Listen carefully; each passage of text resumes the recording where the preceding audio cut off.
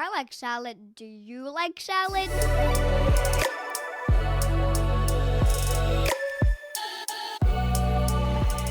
Hi, I'm Hostion Ho. I'm living in Vancouver, BC, Canada, unceded territory of Musqueam, Squamish, and Tsleil-Waututh nations. I am an immigrant to Canada from China. Hey everyone, I'm Andrea, coming to you from Victoria, but more importantly known as unceded Akwesasne territory of the Lekwungen-speaking peoples, the Songhees and Esquimalt First Nations, and I am an immigrant from the United States of America. And you're listening to Canadian Salad. Canadian Salad. Hey, welcome back, everyone. It's December. Can you believe it's December? What is December now? I know. Ugh, time It's really literally flies. Oh my God. 2058. I'm going to be 50 soon. Not really, 50. no. Oh my God, don't scare me. I got a long way. We're like 10 years apart, so you're 50. We I'm going to are. be 40. 40 is awesome. No, It's awesome. no. I don't want to think about it. Oh my God. So okay, well then let's think about and talk about something else, which is our topic today. Yes, what are you going to talk about today? What do you know? I do interracial romance or intercultural romance. Both. Yes. Kind of correct. Kind of correct. Not Okay. interchangeable, not necessarily They're interchangeable. not interchangeable. Okay. Interracial, not necessarily intercultural, because That's two true. different people from different race came from the same culture. They can. Yes. They That's can. true. They That's can, true. yeah, but Yeah. yeah. So what are we talking about then, Hoshin? Interracial, I would say, because your different race gives the outside world different idea. You face different oppression in some sense just because of how you look. True. You can be the same culture, but you look Gosh. differently, the world treat you differently. Yeah. Yeah. World, be better. You can do it. Be better. Well, we're here. We're gonna make the world do better. Yeah. Well, yeah. This episode we're gonna talk about interracial relationships. Yeah. We're gonna explore that topic, talk about what it's like, the good, the bad. Very cool. People, do you want to share with the folks who are listening maybe your personal story with interracial relationships? Have you had any? Have you? Yeah, I had many Juicy details, really? Juicy Yes. details. How juicy you want? Is it gonna be us. Is this gonna be a late night podcast? Late night podcast. Canadian salad with wine. Airing at 11 p.m. No. and adults only. Yeah, exactly. Yes, I have many. Fortunately, I have many interracial relationships. Yeah. All my long-term relationship at least, I guess actually only dated one person that's same race. Or the other long-term relationship I had were different race. Okay. Short-term relationship that's even more. But we're not gonna get into that. Sure. It taught me a lot of things. I would say very challenging.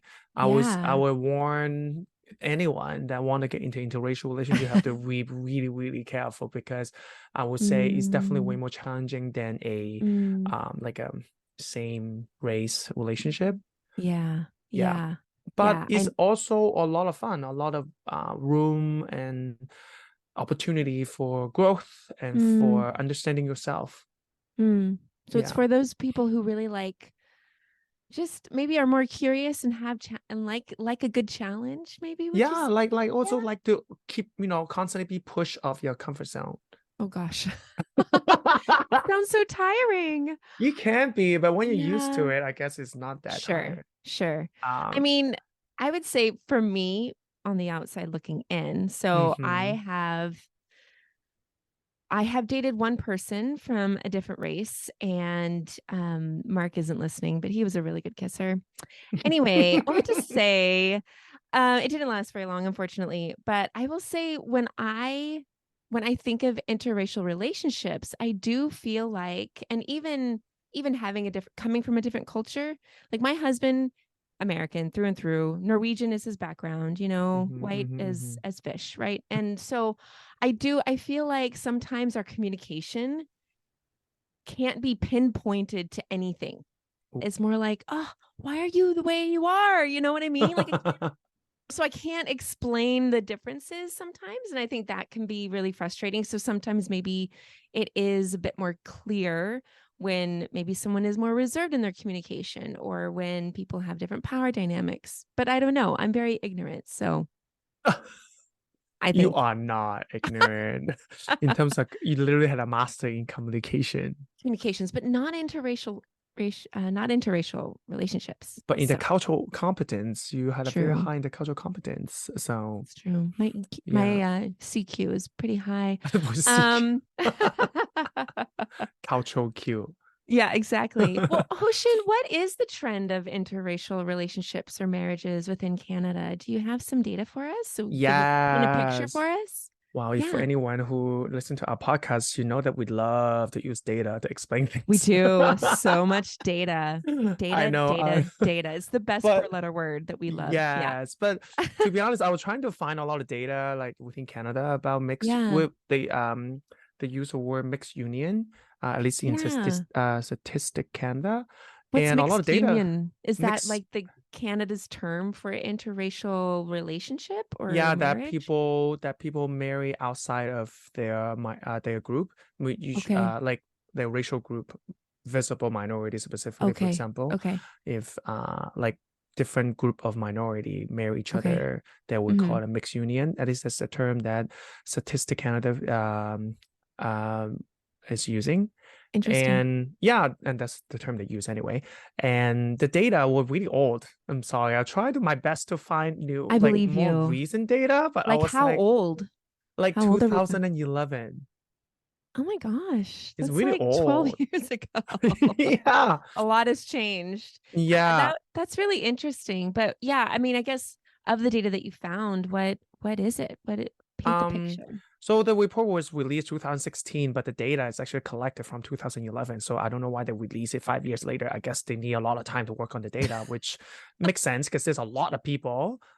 True, true. Yes, yeah. 5 years to process the data. Yeah, uh, exactly. but anyway, in all the married or common law couples in Canada that reported, obviously, Uh-huh. 4.6% were in mixed unions. Okay. 4.6. Yeah, I mean, that's roughly substantial. 5%. Yeah, Okay. roughly Yeah. 5%. Like Yeah. that's 2010. Yeah, 2011. Right. Right. And then 3.9% of all the married and common law couples in Canada, 3.9% of them were composed of one person who was a member of visible minority and one was not, meaning one that is not white, one is white, Okay. generally Okay. speaking. Okay. Yes. Interesting. Okay. That means majority of the mixed unions consist of one white person and one non-white person. Okay. Okay. Yeah. And only Okay. 0.7% of them, which is the rest of the mixed union couples, Uh-huh. two people from different visible minority groups. Okay. Okay. Yeah. Gotcha. And it has been increasing. If you look at all the data, 1991, which is the year I was born, the data Baby, you're so is only young. 2.6% of all couple that were mixed union, 2.6 compared to right now 4.6. And Okay. in Wow. 2001 is 3.1, and then 2006 is 3.9. So it has been steadily increasing. Sure. Which makes So sense if immigration is also increasing in targets and things like that. I mean, yeah, there are more, there's more, how you would say, like plenty of fish in the sea, a to lot of this fish peruse are from. yeah, a Yeah. lot of these fish are visible minorities. So yes, so in general, the dating pool composed with more visible minorities, so which make a Okay. lot of sense, especially in Yeah. Canada's context. But of course, also if you want to explain also about social change and education, all of that, also kind of people are more open-minded. People are Sure. there's a lot of education or even media exposure to other Curiosity race. Yeah, too. curiosity too. Yeah, I And agree.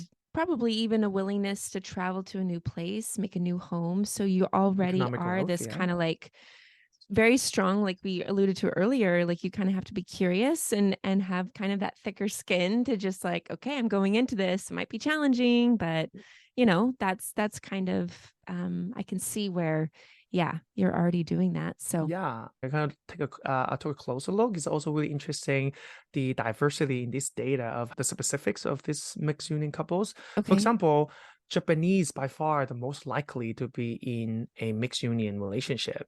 Okay. Yeah, 79.7% of all the Japanese that are married, Uh-huh. that has a couple or partner, Are in 79.7 of them are not Japanese. Oh, wow. That's Majority of very them, yeah, wow. ma- Interesting. Huh. majority of Japanese did not marry another Japanese. Okay. Yeah. Okay. And then following is Latin Americans, but it Mm. dropped to 48%. Okay. And then is blacks, which is 40%. Okay. Interesting. They're the second or third, but then compared to the 7.78% of Japanese, that's like, wow, a big Yeah, that is difference. huge. I Yeah. mean, I had a friend not from Japan, but I had a friend from Ireland, and I remember when I met her, she was like, "Oh, none of me and my friends were going to marry Irish guys. Why would we do that? That's so." So she married a Canadian. I'm like, And maybe that "Well, Canadian had Irish blood. That would be so funny.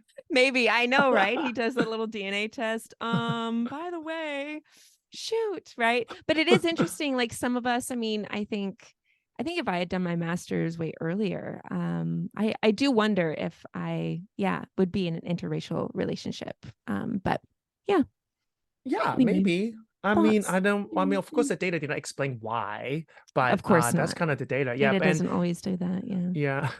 And in the contrary, though, the two largest visible minority population in Canada, which is South Asians and Chinese, they actually have the smallest proportion of couples involving a spouse or a partner from outside of their group. Okay. Yeah, they actually most likely to stay in their racial group. Oh, interesting. Okay. Yeah, South Asian only Okay. 30% will marry outside of their group, and Chinese only 19.4% will marry outside of Mm, their racial group, which is very mm, interesting. And for hmm Chinese, majority of them are women. Oh, you go, girl. Actually, if you look at the trend, mostly compared to men, women had an obvious percentage of marrying outside their racial group. Oh, interesting. Huh. Yeah. Very cool. Hoshin, I mean, you have been in relationships that were interracial, and you said earlier that it comes with its own challenges. Like what would you say are kind of the bigger challenges that interracial couples experience? Ooh, I can't speak for everyone, obviously, but Sure. personally, I do think the race thing is a real thing. Like, Okay. don't believe in anyone who tell you that I don't see race. That's a lie. Obviously, Yeah. everyone sees Yeah. race, Mm-hmm. and unfortunately, sometimes even for people in mixed unions, maybe your partner wanted to date you literally just because you're that race. Oh, It's called fetishization, right? They fantasize or think that you fit in a certain racial stereotype. That's why they right. would date you. Okay. And there is actually Ew. research to prove my point, which I'm Okay. We're going to I link on can our website because we do exactly. that. Yes. Yes. And Yeah. this late research actually is published this year by Oh, Jennifer Broder and Mary Campbell. okay. The paper is called Mixing Race, Maintaining Racism, Oh, considering the wow. connection between interracial families, social distance, and racial inequality. Wow.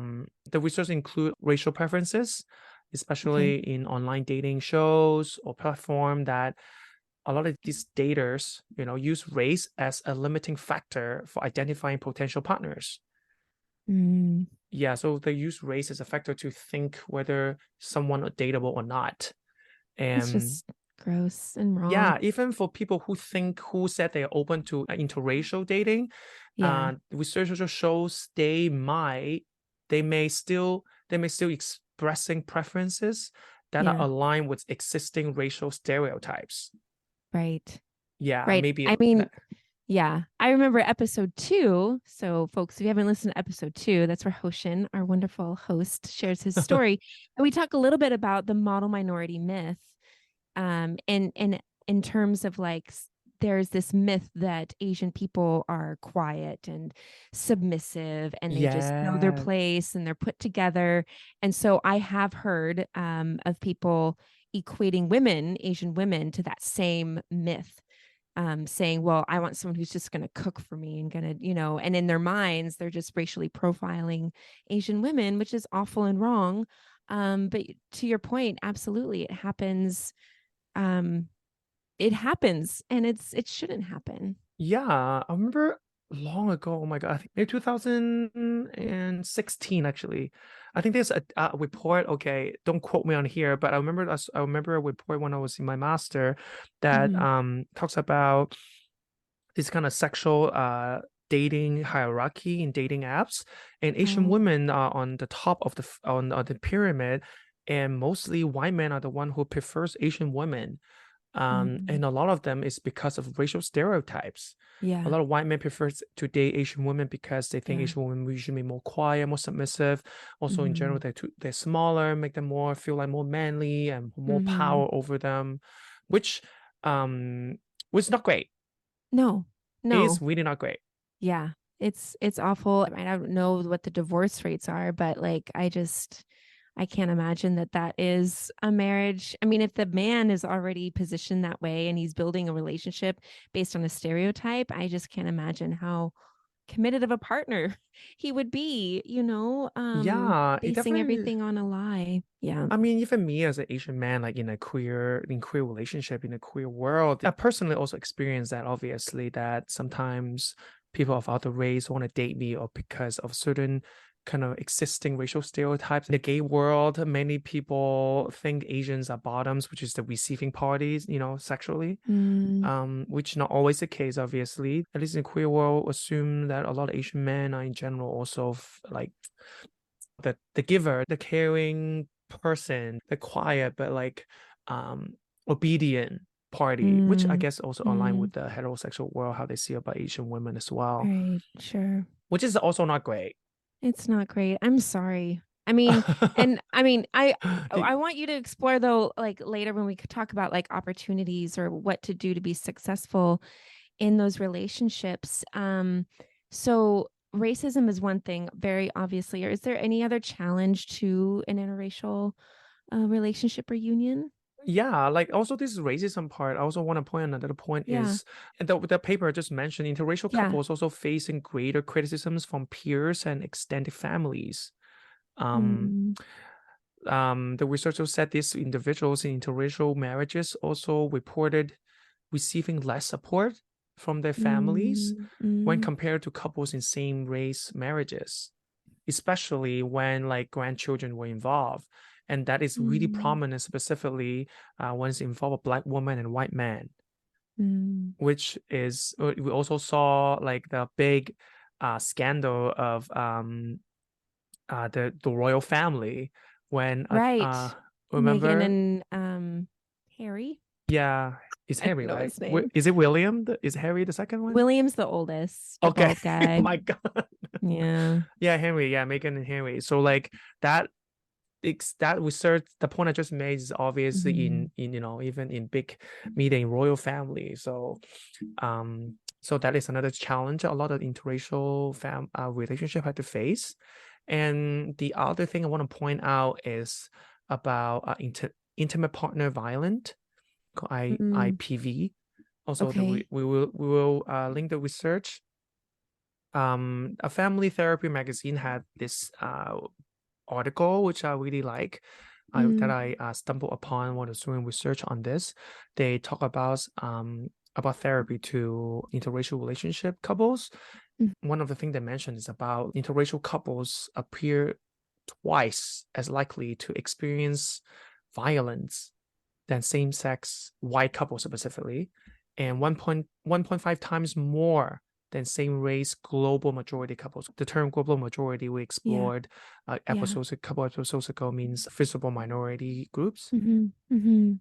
Wow, it's that high. 1.5 times more. Yeah, it's very high. So they are more likely to face violence, which also not really a surprise because first we mentioned that in Canada, at least, in interracial relationship, mostly women are the likely party to be involved, and because patriarchy in many ways, women always very disadvantaged and always a receiver of violence, which is not great. And second is also because, as we also just gave an example of Asian women, a lot of people see them as like this submissive, obedient party. And then of course, when you are a woman and you have this stereotype against you to be obedient and quiet, and if you do not fit this stereotype, very likely violent would be the answer towards you.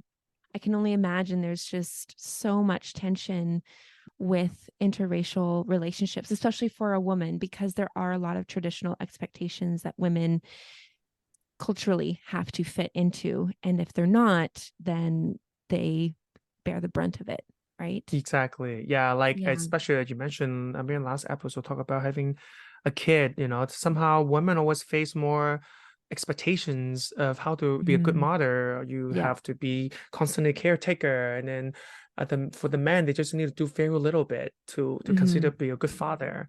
And that expectation, cultural expectation, is just very unequal for the two party. Yeah. And so yeah, not great. Yeah. My little word of encouragement, or at least advice to women out there maybe listening, if you want to know how a man's going to treat you, see how he treats his mom. Like I'm serious, if he's going to help in the kitchen, if he's going to attend to helping her out around the house, or just being involved and even, being attentive to her and her needs, that's the kind of man that he's going to be to you, because honestly, it does translate over. But that's just that's my 2 cents. Anyway. Yeah. Speaking as someone who been in interracial relationships, I think for anyone who wants to or about to or already in a interracial relationship, I think it's always important to realize, to ask yourself whether your partner has the capacity to know racism exists, and the capacity to unlearn and learn in some sense, to navigate Both the differences things. between you two.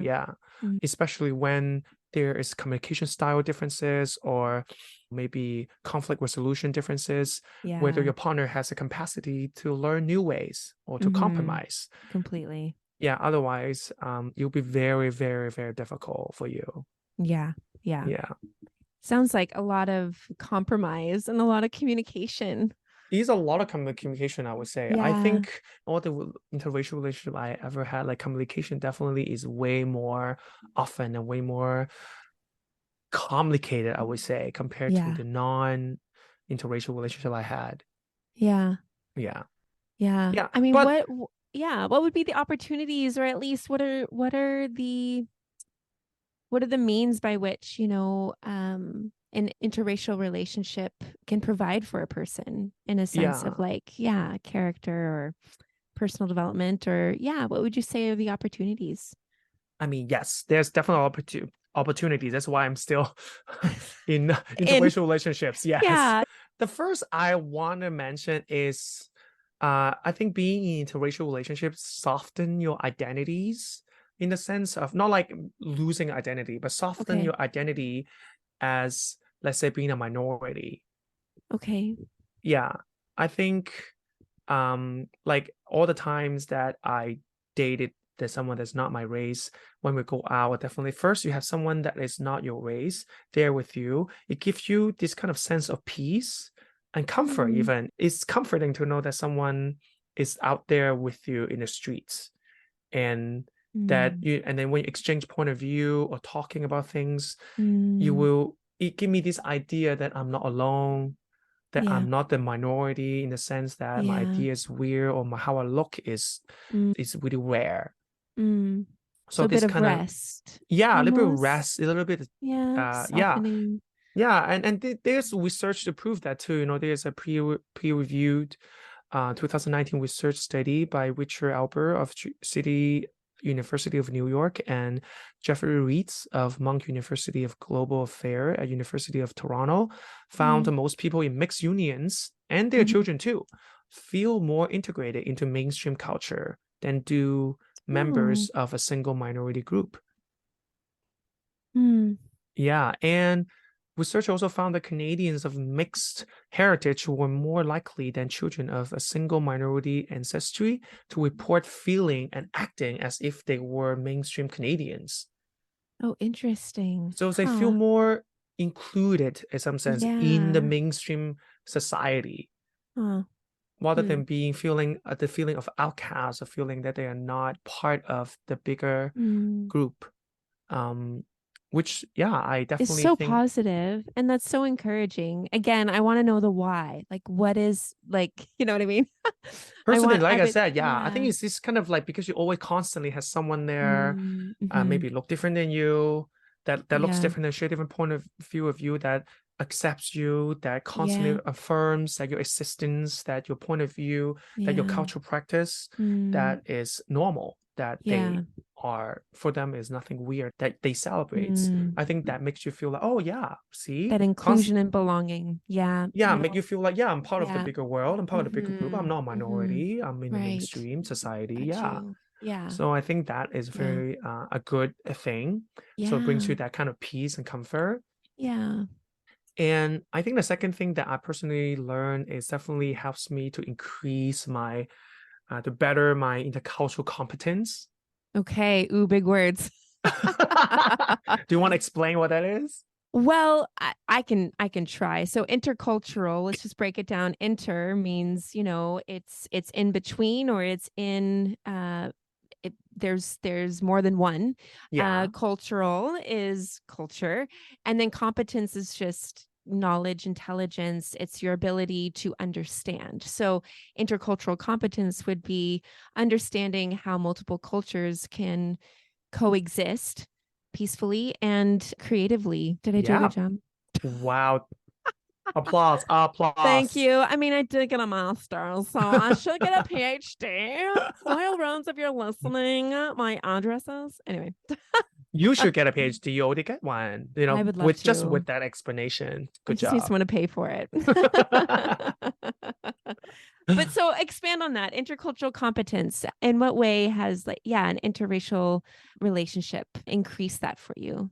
Yeah, I think first you're constantly with a partner that share different values of yours, Mm, obviously. And there's also many conflicts arises when you share different value, different culture, different practice, different ways of communicating and mhm. appreciating each other. In general, and in a healthy relationship, you're going to talk about it. I don't know whether you remember, Yeah, I had an example a couple episodes ago about saying the word thank you. right, Yeah, like in my culture, saying thank you only to people that you're not like close with. But right. in major Western culture, generally speaking, that thank you, All the even with time. people that you're really close, you say thank you Yeah, all the time. Yeah. yeah, So like yeah. that is a culture differences. And then Mm-hmm. conflict arise because we don't match. And then we talk about it. And then now I was like, Mm-hmm. oh, now I know Yeah, that I have to say thank you all the time if I'm speaking to in generally a white person.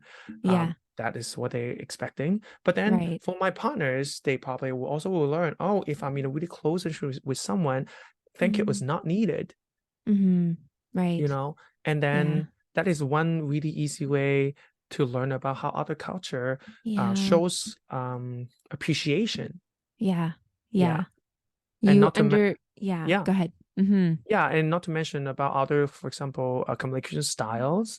Some Right. people like to be blunt and direct, Mm-hmm. and but a lot of culture, Americans. Ugh. yeah, but a lot of like East Asian countries, I would say the opposite.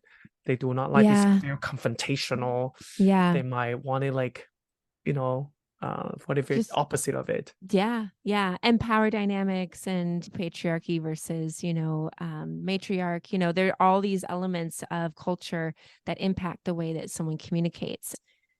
I mean, our degree and even intercultural competence was like, how do you do a project all together coming from different cultures and make it so that no one's stepping over another person, but that everyone has a voice to be heard? And, I would imagine intercultural competence from your interracial relationship being so applicable to your day-to-day life as an immigrant in Canada, right? Your job, Yeah, I your, agree. Yeah, social settings, holidays, whatever it is, like it is completely transferable for everything I because you're agree. dealing with that Yeah. on a daily basis. Yeah, but of course, Yeah, that is only to couples that are healthy and willing to understand each other, to couples that one have way true. more power than the other and doesn't care about the other's culture, then is, True. another case. But Yeah. we don't No, care about that's those. true. That's Those are true. That's true. failed Yeah. interracial That's right. relationships. We're talking about the opportunities and the wonderful, beautiful things. But no, it's true. And I think,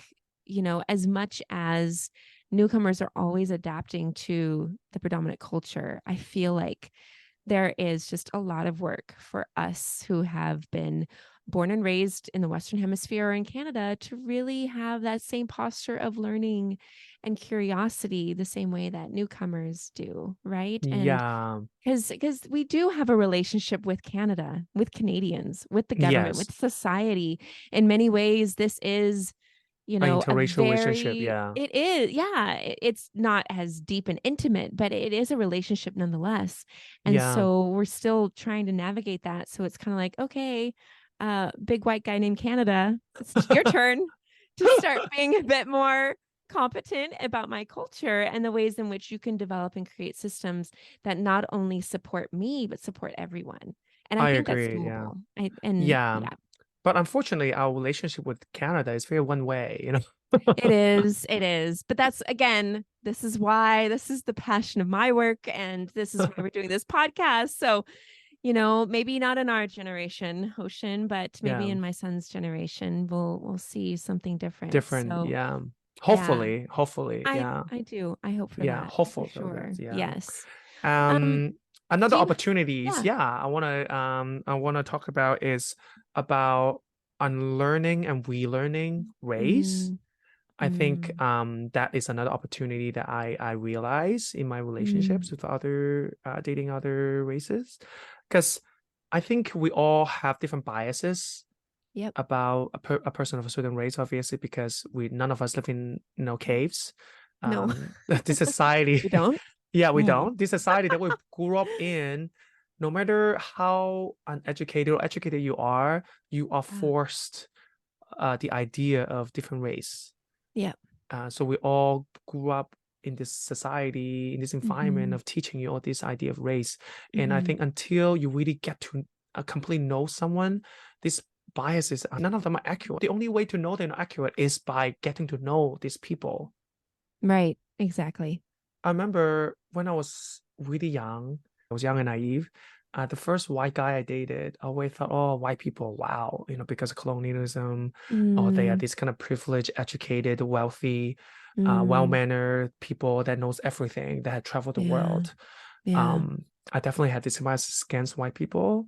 But then after Mm. dating my first white person, said, actually, they, Well, yeah, I was wrong, and I yeah, I guess. was, I was wrong. Not really, Yeah. Yeah. No, it's true. Yeah, so like it Yeah. helped me definitely to have a more realistic idea of Mm, what they are. yeah. I think the opposite also true for white people who date other race, for example. If Mm, they're open-minded enough to right. see what's in front of them, they will know like not all Asian women are submissive or obedient. Mm, To mm. contrary, my mother is neither obedient nor submissive, for You example. go, girl. So like Yeah, it's great opportunity to relearn and unlearn the idea of race. absolutely. Yeah. Yeah. And I Yeah. think being in interracial relationship definitely taught me a lot of do's and don'ts when it comes to different Mm, type of people in on all kinds yeah. of spaces. Yeah. Yeah. It's just a skill that is very useful. Mm-hmm. Um It is. yeah. Yeah. So again, recommend everyone to be in an interracial relationship. Yeah. No, it's true. And I recommend all white people, all of you out there. I do. I do. Love you all. And this is why I'm saying this. There's a great book. It's called Me and White Supremacy by Ooh, Layla love that Assad. book. Yes, it is so good. I recommended all She my white boyfriend to read it. Yes. And do it with groups of people. And that's one thing that Layla does talk about is unlearning a lot of our privilege and a lot of the systems that have benefited us for so long. There is the tendency to shame yourself or to find that guilt. And that's not what Layla's about. That's not what even Hosh and I are about. We're all Mm-hmm. about the unlearning and actually enriching your life so that other people's lives can be enriched and be safer and thrive better. So white supremacy, we're all underneath it, even white people. And so great book. Anyway, that's my plug. Layla, we should get tea sometime. I don't know you, but I love your book and we will link that into our website. It's a great book. I agree. Yeah. Yeah. Yeah. I mean, I had a lot of Anyway. very meaningful conversation with my partners Mm, because of that book on racism, on white supremacy, mm-hmm. on white privileges, and white Yeah. fragility. All those are very important conversations, especially if you are in an interracial relationship. And based on Canadians' data, if you are right now in an interracial relationship, very possibly you're dating a white guy. A white person, sorry, not a white guy. Yeah, exactly. Because majority of the interracial relationship in Canada are with a white person and someone else. Got you. Yeah. So white people, if you're in an interracial relationship, please read this book. Show the person that you love them by examining the systems that you can transform. I agree. Oh, well, interracial relationships, although they sound hard, they do sound amazing and life-giving. And I think this is something that a lot of immigrants will experience, and even Canadians will. So I think this is a topic for all of you immigrant and non-immigrant alike out there, to just be curious and be consistent, be kind, and give yourself time and grace. Yeah, give time and grace, and go for it. Yeah. Go be in an interracial relationship. We That's support right. you. You go, girl. You go, guy. Yeah. Go them.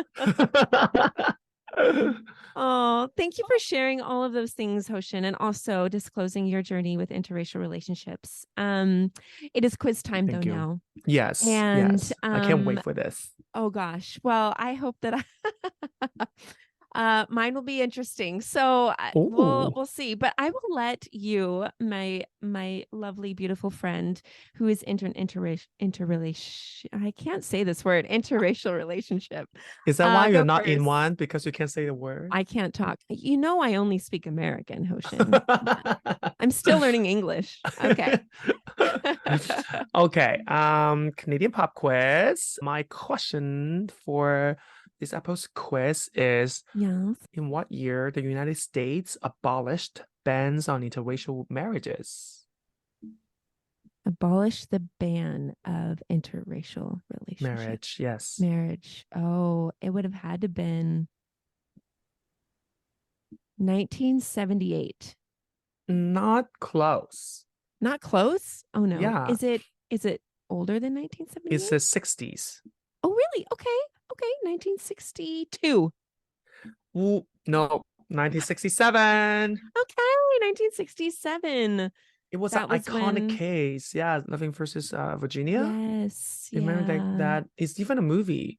It is a movie, yes. I think I saw it a long time ago, but I didn't remember the date. But I do remember it wasn't in the 50s, because I think it was around the late 50s, mid 50s, when they started their relationship. And they want to get married. A black woman and a white man want to get married, and then they challenged the court, and then the court finally abolished the ban and allowed them to get married. See, love can conquer anything. It does. Love can conquer a multitude of wrongs. It changed the laws. It does. Yeah, exactly. Okay. My question for you. Okay. In interracial marriages, what type of woman increases the possibility of divorce? What type of woman? Like racially? Oh, so a certain race of women actually have a higher divorce rate than the other? Yeah. In interracial marriages. Oh my God, am I gonna get canceled by my answer? Will people think I'm being racist if I say a certain race? I mean, the data will probably be canceled as well then, if you're gonna say what I think you're gonna say. Black woman? White women. White woman. But you say interracial. Oh, right. True. It also has to be a white man. Oh my God. Duh. Oh my God. I'm being racist here. Sexist, sorry. So it is from a study. It was a paper written by the Cambridge University Press in 2020. And it's from the Cambridge Handbook of the International Psychology of Women. And they found that interracial marriages involving white women have higher risks of divorce as compared with interracial marriages involving Asian or Black women. Oh. So all you white women out there, read Me and White Supremacy. And I also want to apologize to the Black women out there, because I just named you, which is my bad. That's See, we're all learning, but I actually thought you would say a white woman, because when I read it, I was like, oh, that makes sense. Yes, I'm keep thinking again, like the data again, mostly a white Yeah. man, yeah, Yeah. marrying other Yeah. race. So I keep Yeah. thinking, okay, the other race Yeah. woman it cannot be white Mm-hmm. because Mm-hmm. interracial, and then if the man is white, then the woman has to be some other race. But Yeah. anyway, my Yeah. bad, my No, I bad. mean that's and there are, if you read the paper, they do explore some of the reasons why women Yeah, are on the higher, white women. okay. Those types of relationships are more prone to divorce. So Hmm. anyway, there you go. Okay, thank you for the question and thank you for the You're fun welcome. You're welcome. discussion. Yes. Do you know what we're going to talk about on our next episode, my lovely, beautiful friend? I thought next episode you would be the one who gonna lead the conversation. So maybe Well, I you should be the one am. who let Oh, us I should be know. the one to disclose it. Okay. Can you do a Yes. drum roll very well? Okay. Oh, I can't hear it. But anyway, No? I s- I was Blah, doing blah, blah, drum blah, blah. rolls. The integration model. We're going to look at integration models and the way that immigrants integrate into Canada. And honestly, I think this is a very fascinating way, and I highly encourage, if you're not an immigrant and you're listening, listen, because I feel like you'll understand what immigrants go through, and you'll understand what you might go through someday if you find yourself living in another culture or society. So stay tuned for the integration model. We're going to make it fun and exciting, even though it sounds boring. I It's promise. not boring, okay? It's so It's fun. never boring. No. It's never boring. And neither, yeah. And we're amazing. So there's no way. Yeah, we're gonna talk about amazing things. Gonna talk about data, talk about research. Yes, that's Sounds so right. fun. So much Excuse me. data. Yes. So again, all of the resources that Hostion and I have quoted, they're on our website, canadiansalad.ca. Please send us messages. I got a few messages this past week, and honestly, it made me feel like I was standing on top of the world to hear from you, immigrants who are being encouraged by our podcast. That is why we're doing this. And so please let us know your feedback. Check us out. Send us to your friends and family. Or email us canadiansaladpodcast@gmail.com or our That's Instagram, right. Canadian Salad. Salad.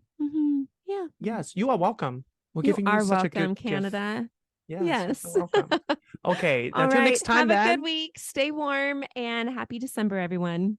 Yes, bye. Yay. Bye. Canadian Salad is written and produced in British Columbia, Canada by Hostion and Andrea McCoy. Theme music is by Naver Avatyan from Pixabay.